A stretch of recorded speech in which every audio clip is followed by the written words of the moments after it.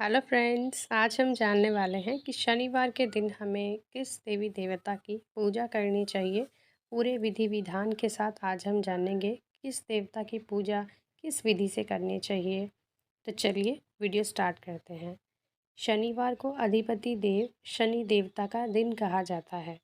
शनि देवता व्यक्ति को उनके कर्मों के अनुसार फल देते हैं, इसीलिए इन्हें न्याय का देवता कहा जाता है। कहते हैं कि शनि की दृष्टि जिस मनुष्य पर पड़ जाए, या तो वो राजा बन जाता है या बिल्कुल रंक।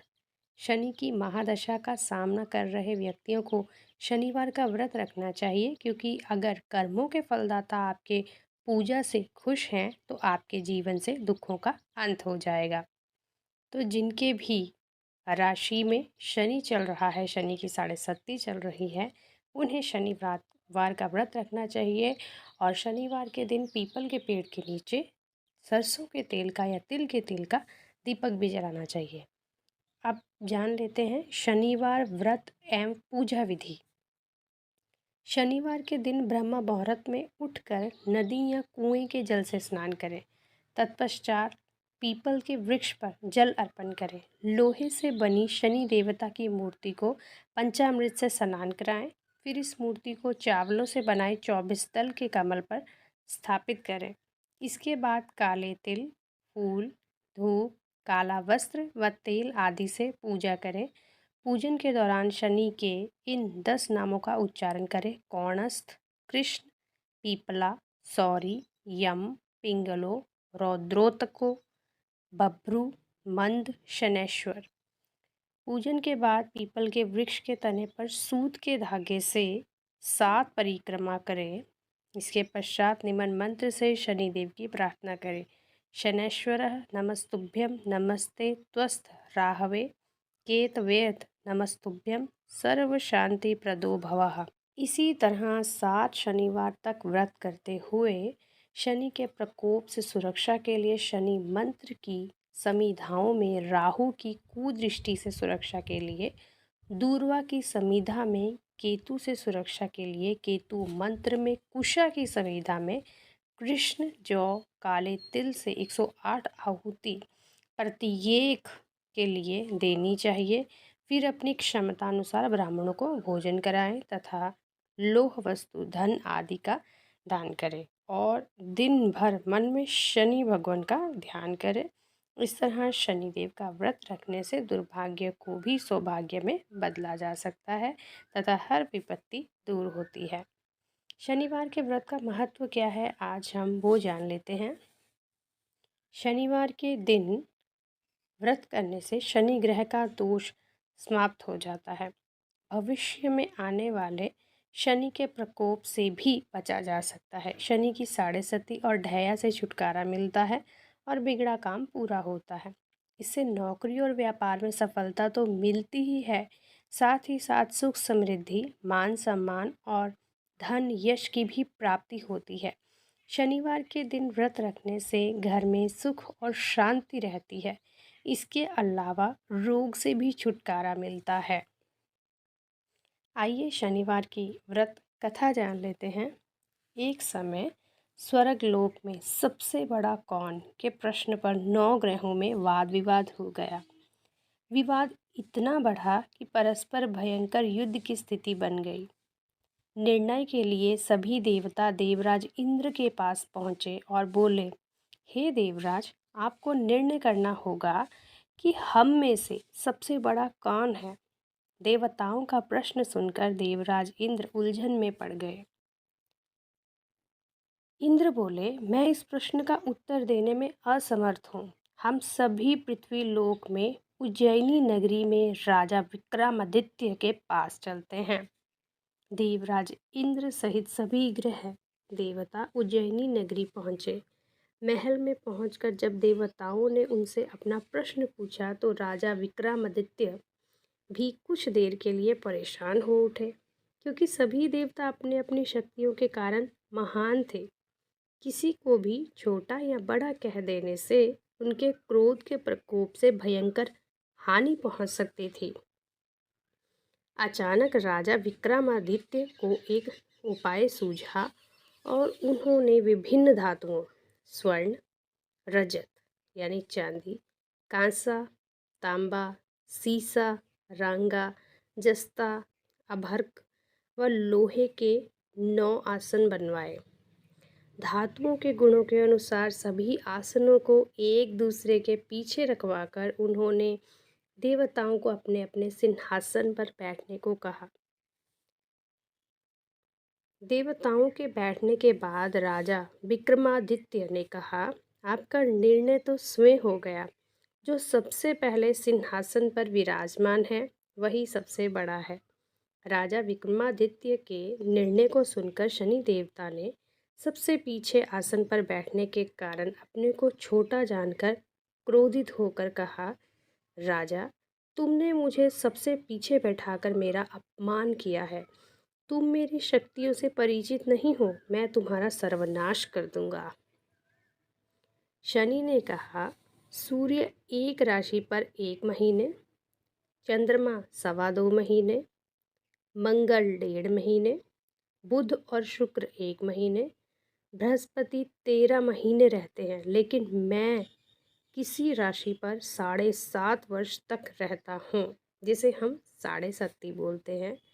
बड़े बड़े देवताओं को मैंने अपने प्रकोप से पीड़ित किया है। राम को 7.5 के कारण ही वन में जाकर रहना पड़ा और रावण को 7.5 के कारण ही युद्ध में मृत्यु का शिकार बनना पड़ा।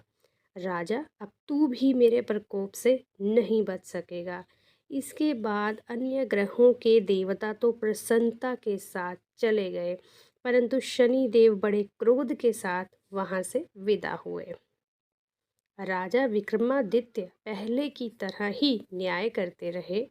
उनके राज्य में सभी स्त्री पुरुष बहुत आनंद से जीवन यापन कर रहे थे। कुछ दिन ऐसे ही बीत गए। उधर शनि देवता अपने अपमान को भूले नहीं थे। विक्रमादित्य से बदला लेने के लिए एक दिन शनि देव ने घोड़े के व्यापारी का रूप धारण किया और बहुत से घोड़ों के साथ उज्जैनी नगरी पहुँचे। राजा विक्रमादित्य ने राज्य में किसी घोड़े के व्यापारी के आने का समाचार सुना तो अपने अश्वपाल को कुछ घोड़े खरीदने के लिए भेजा। घोड़े बहुत कीमती थे। अश्वपाल ने जब वापस लौटकर इस संबंध में बताया तो राजा विक्रमादित्य ने स्वयं आकर एक सुंदर व शक्तिशाली घोड़े को पसंद किया। घोड़े की चाल देखने के लिए राजा उस घोड़े पर सवार हुए तो वह घोड़ा बिजली की गति से दौड़ पड़ा। तेजी से दौड़ता घोड़ा राजा को दूर एक जंगल में ले गया और फिर राजा को वहां गिराकर जंगल में ही कहीं गायब हो गया। राजा अपने नगर को लौटने के लिए जंगल में भटकने लगा, लेकिन उन्हें लौटने का कोई रास्ता ही नहीं मिल रहा था। राजा को भूख प्यास लग गई। बहुत घूमने पर उसे एक चरवाहा मिला। राजा ने उससे पानी मांगा। पानी पीकर राजा ने उस चरवाहे को अपनी अंगूठी दे दी। फिर उससे रास्ता पूछकर वह जंगल से निकलकर पास के नगर में पहुंचा। राजा ने एक सेठ की दुकान पर बैठकर कुछ देर आराम किया। उस सेठ ने राजा से बातचीत की तो राजा ने उसे बताया कि मैं उज्जैनी नगरी से आया हूँ। राजा के कुछ देर दुकान पर बैठने से सेठ जी की बहुत बिक्री हुई। सेठ ने राजा को बहुत भाग्यवान समझा और खुश होकर उसे अपने घर भोजन के लिए ले गया। सेठ के घर में सोने का एक हार खूंटी पर लटका हुआ था। राजा को उस कमरे में छोड़कर सेठ कुछ देर के लिए बाहर गया। तभी एक आश्चर्यजनक घटना घटी। राजा के देखते देखते सोने के उस हार को खूंटी निगल गई। सेठ ने कमरे में लौटकर हार को गायब देखा तो चोरी का संदेह राजा पर ही किया, क्योंकि उस कमरे में राजा ही अकेला बैठा था। सेठ ने अपने नौकरों से कहा कि इस परदेसी को रस्सियों से बांधकर नगर के राजा के पास ले चलो। राजा ने विक्रमादित्य से हार के बारे में पूछा तो उसने बताया कि उसके देखते ही देखते खूंटी ने हार को निगल लिया था। इस पर राजा ने क्रोधित होकर चोरी करने के अपराध में विक्रमादित्य के हाथ पांव काटने का आदेश दे दिया। राजा विक्रमादित्य के हाथ पांव काटकर उसे नगर की सड़क पर छोड़ दिया गया। कुछ दिन बाद एक तेली उसे उठाकर अपने घर ले गया और उसे अपने कोल्हू पर बैठा दिया। राजा आवाज देकर बैलों को हाँकता रहता। इस तरह तेली का बैल चलता रहा और राजा को भोजन मिलता रहा। शनि के प्रकोप की 7.5 पूरी होने पर वर्षा ऋतु प्रारंभ हुई। राजा विक्रमादित्य एक रात मेघ मल्हार गा रहा था कि तभी नगर के राजा की लड़की राजकुमारी मोहिनी रथ पर सवार उस तेली के घर के पास से गुजरी। उसने मेघ मल्हार सुना तो उसे बहुत ही अच्छा लगा और दासी को भेजकर गाने वाले को बुला लाने को कहा। दासी ने लौटकर राजकुमारी को अपंग राजा के बारे में सब कुछ बता दिया। राजकुमारी उसके मेघ मल्हार से बहुत मोहित हुई। अंत उसने सब कुछ जानकर भी अपंग राजा से विवाह करने का निश्चय किया। राजकुमारी ने अपने माता पिता से जब यह बात कही तो वे हैरान रह गए। रानी ने मोहिनी को समझाया, बेटी तेरे भाग्य में तो किसी राजा की रानी होना लिखा है, फिर तू उस अपंग से विवाह करके अपने पांव पर कुल्हाड़ी क्यों मार रही है। राजकुमारी ने अपनी जिद नहीं छोड़ी। अपनी जिद पूरी कराने के लिए उसने भोजन करना छोड़ दिया और प्राण त्याग देने का निश्चय कर लिया। आखिर राजा रानी को विवश होकर अपंग विक्रमादित्य से राजकुमारी का विवाह करना पड़ा। विवाह के बाद राजा विक्रमादित्य और राजकुमारी तेली के घर में रहने लगे। उसी रात स्वप्न में शनिदेव ने राजा से कहा, राजा तुमने मेरा प्रकोप देख लिया। मैंने तुम्हें अपने अपमान का दंड दिया है। राजा ने शनिदेव से क्षमा करने को कहा और प्रार्थना की, हे शनिदेव, आपने जितना दुख मुझे दिया है अन्य किसी को ना देना। शनिदेव ने कुछ सोचकर कहा, राजा मैं तुम्हारी प्रार्थना स्वीकार करता हूँ। जो कोई स्त्री पुरुष मेरी पूजा करेगा, शनिवार को व्रत करके मेरी व्रत कथा सुनेगा, उस पर मेरी अनुकंपा बनी रहेगी। प्रातःकाल राजा विक्रमादित्य की नींद खुली तो अपने हाथ पांव देखकर राजा को बहुत खुशी हुई। उसने मन ही मन शनिदेव को प्रणाम किया। राजकुमारी भी राजा के हाथ पांव सही सलामत देखकर आश्चर्य में डूब गई। तब राजा विक्रमादित्य ने अपना परिचय देते हुए शनिदेव के प्रकोप की सारी कहानी सुनाई। सेठ को जब इस बात का पता चला तो दौड़ता हुआ तेली के घर पहुंचा और राजा के चरणों में गिरकर क्षमा मांगने लगा। राजा ने उसे क्षमा कर दिया क्योंकि वह सब तो शनिदेव के प्रकोप के कारण हुआ था। सेठ राजा को अपने घर ले आया और उसे भोजन कराया। भोजन करते समय वहाँ एक आश्चर्यजनक घटना घटी। सबके देखते देखते उस खूंटी ने हार उगल दिया। सेठ जी ने अपनी बेटी का विवाह भी राजा के साथ कर दिया और बहुत से स्वर्णाभूषण धन आदि देकर राजा को विदा किया। राजा विक्रमादित्य राजकुमारी मोहिनी और सेठ की बेटी के साथ उज्जैनी पहुंचे तो नगरवासियों ने हर्ष से उनका स्वागत किया। अगले दिन राजा विक्रमादित्य ने पूरे राज्य में घोषणा कराई कि शनि देव सब देवों में सर्वश्रेष्ठ हैं। प्रत्येक स्त्री पुरुष शनिवार को उनका व्रत करे और व्रत कथा अवश्य सुने। राजा विक्रमादित्य की घोषणा से शनिदेव बहुत ज़्यादा प्रसन्न हुए।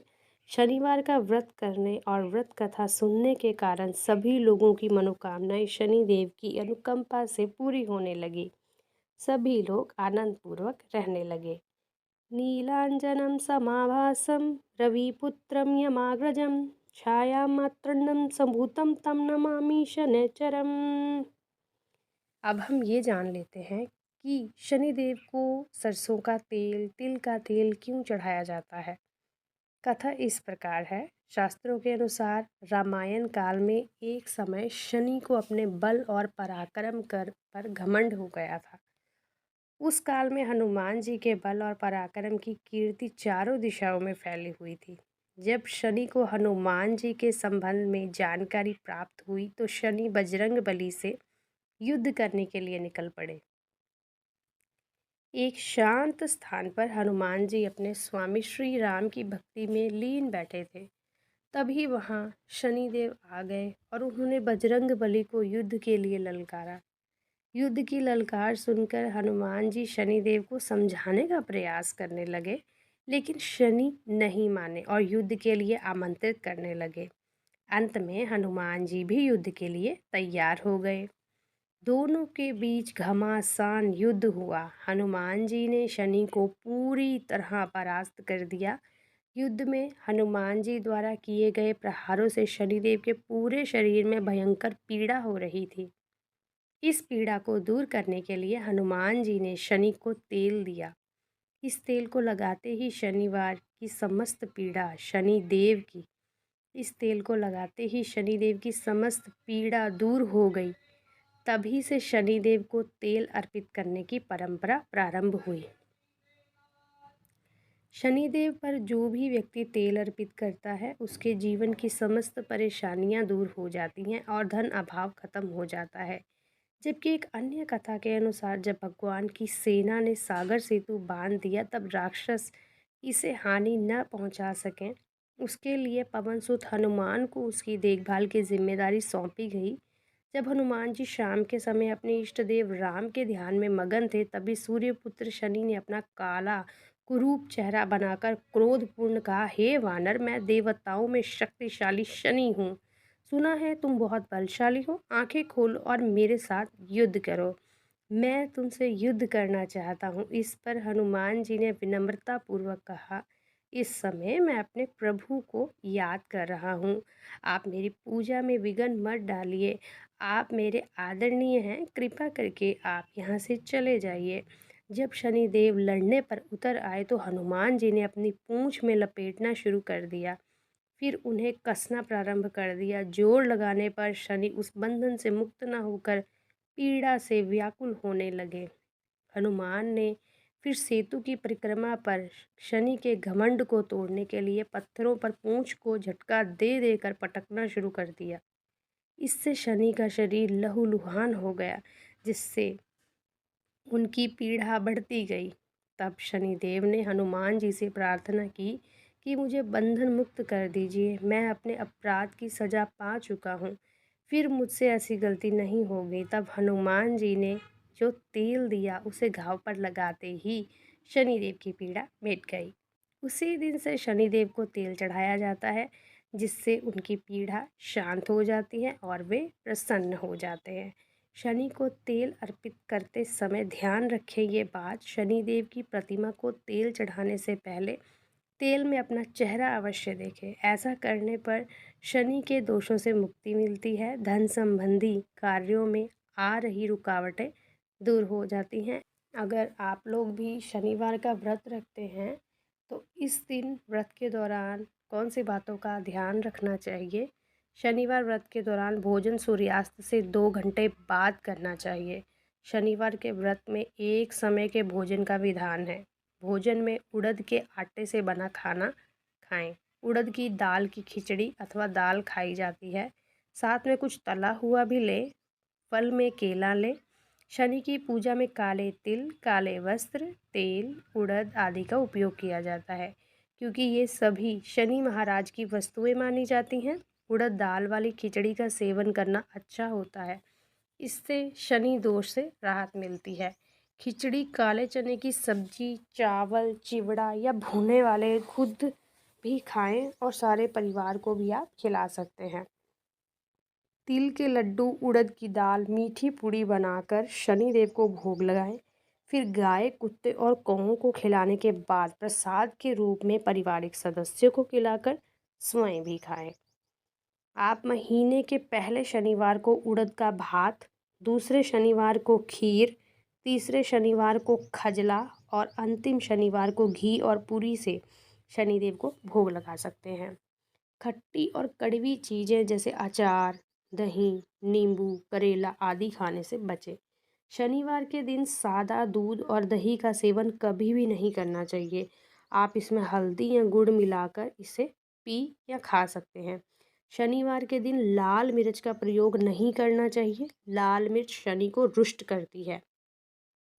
शनिवार के दिन चना, उड़द और मूंग की दाल खा सकते हैं, लेकिन जितना हो सके उतना मसूर की दाल खाने से बचें।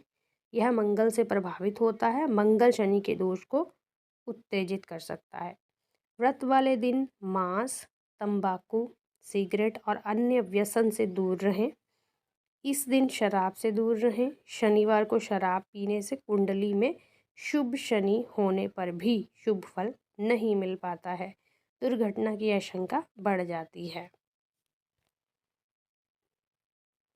ज्योतिष शास्त्री राम पांडे के अनुसार शनिवार को कभी भी पीला भोजन नहीं करना चाहिए, क्योंकि ये बृहस्पति देव का अन्न माना जाता है और शनि एवं गुरु में नहीं बनती है। इसीलिए इसे खाने से व्यक्ति के जीवन में कठिनाइयां आ सकती हैं।